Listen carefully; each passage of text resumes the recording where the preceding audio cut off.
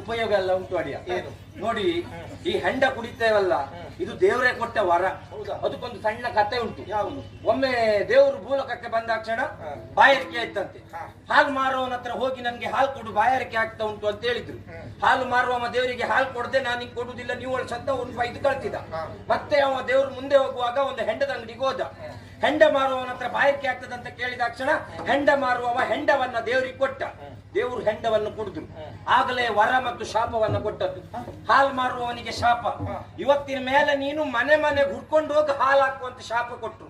ಹೆಂಡದಂಗಡಿಯವನಿಗೆ ವರ, ನಿನ್ನ ಅಂಗಡಿ ಎಷ್ಟು ಒಳಗಿದ್ರು ನಾಳೆ ಮೇಲೆ ನಿನ್ನ ಅಂಗಡಿ ಹುಡ್ಕ ಬಂದು ಕುಡಿದ್ರು ಅಂತ ವರ ಕೊಟ್ರು. ಎಷ್ಟೆಲ್ಲ ಉಂಟು ನೋಡಿದ್ರಲ್ಲ. ಶಿಷ್ಯ ನನ್ನ ಶಿಷ್ಯ ಅಷ್ಟೇ ಅಲ್ಲ, ಇನ್ನು ಈ ಹೆಂಡ ಕುಡಿಯುವವರಿಗೆ ಹಾವು ಕಚ್ಚುವುದಿಲ್ಲ. ಹೌದಾ?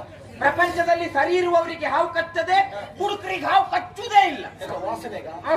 ಸರಿ ನೋಡಿ, ಹೆಂಡ ಕುಡಿಯುವವರು ಹೆಂಡ ಕುಡಿದು ಹೇಗೆ ನಡ್ಕೊಂಡು ಬರ್ತು. ಹೀಗೆ ನಡ್ಕೊಂಡು ಬರುವಾಗ ಅವರಿಗೆ ಹಾವು ಕಟ್ಲಿಕ್ಕಂತ ಬರ್ತದೆ. ಕಟ್ಲಿಕ್ಕಂತ ಬಂದ ಹಾವು ಆಚೆ ಕಾಲಿ ಕೊಚ್ಚುದ, ಈಚೆ ಕಾಲಿ ಕೊಚ್ಚುದ, ಆಚೆ ಕಾಲಿ ಕೊಚ್ಚುದಂತ ಹಾವಿಗೆ ಮಂಡೆ ಬಿಸಿಯಾಗಿ ಹುತ್ತ ಸೇರ್ಕೊಂಡದ. ಅಷ್ಟೆಲ್ಲ ಪ್ರಯೋಜನ ಉಂಟು, ಎಲ್ಲ ಪ್ರಯೋಜನ ಉಂಟು. ಬಹುಪಯೋಗಿ ಸರಾಯಿ ಆಗ್ತದಲ್ಲ. ಹಾಗಾದ್ರೆ ಮಕ್ಕಳೇ, ಮರೆಯುವುದಕ್ಕಾಗುವ ವಿಷಯ